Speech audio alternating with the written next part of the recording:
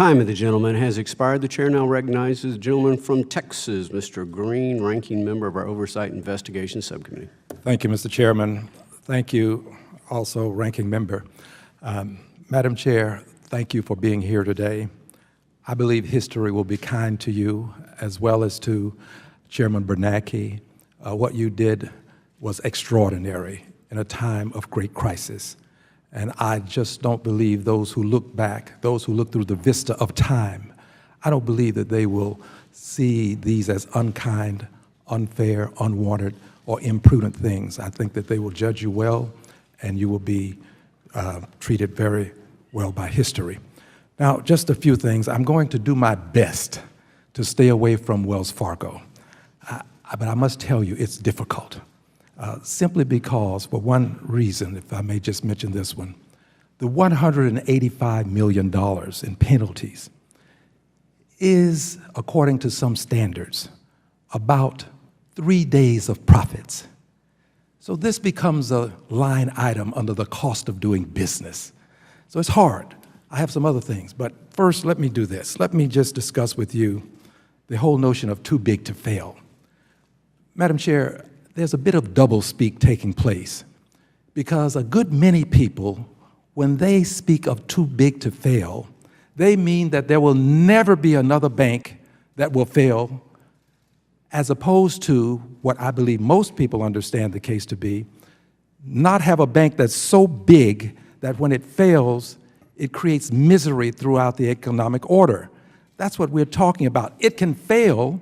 We'll put it out of its misery without it creating economic misery. That's what too big to fail is all about. That's what Dodd-Frank does. Yes. We haven't finished Dodd-Frank yet. We're still implementing aspects of it. But too big to fail is addressed in Dodd-Frank, and it's addressed in a very profound way. The living wills. That helps us to understand how to put these big institutions out of their misery. Dodd-Frank allows us to separate them if we need to and eviscerate them if necessary. So too big to fail is all about winding down these big AIGs of the world without them taking the economic order with them. I'd like to make a point, if I may, before you respond to the question of community banks. Madam Chair, the big banks have hijacked the term community bank. They've hijacked this term.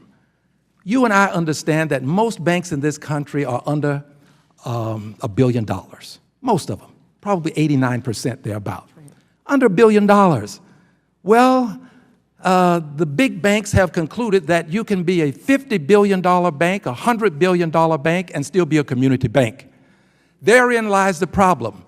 Because when we make efforts to help the community bank, which are smaller banks, the big banks step in and they want all of the benefits that we would accord the smaller banks, the real community banks, a bit more doublespeak, the real community banks, they want those benefits.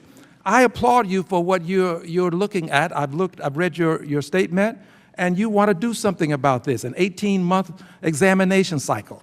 Look, there are people in Congress who'd like to help community banks, but we cannot do it at the risk of bringing in the big institutions who would benefit from it to the detriment of what we've been trying to do in Dodd-Frank. So I'm sharing these thoughts with you because I honestly believe that you have some great insight into these things. But my question has to do with something else. Here's my question.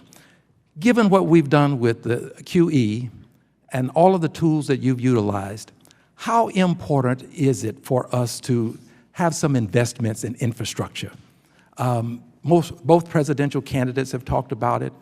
Interest rates are exceedingly low at this time. How important is it for us to invest in infrastructure? Or maybe I should put it another way.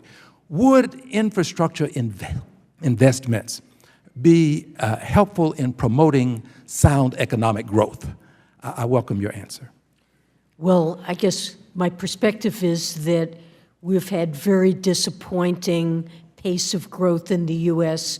economy, and productivity growth, the growth in output per worker has been exceptionally slow, 0.5% per year for the last 5 years, maybe twice that over the last decade, but low in historical terms. And that's critical to living standards, and investments of all sorts, I think, are essential to raise growth and promote improved living standards for Americans in the years to come. Time of the gentleman has Thank you, Madam Chair. expired. The chair now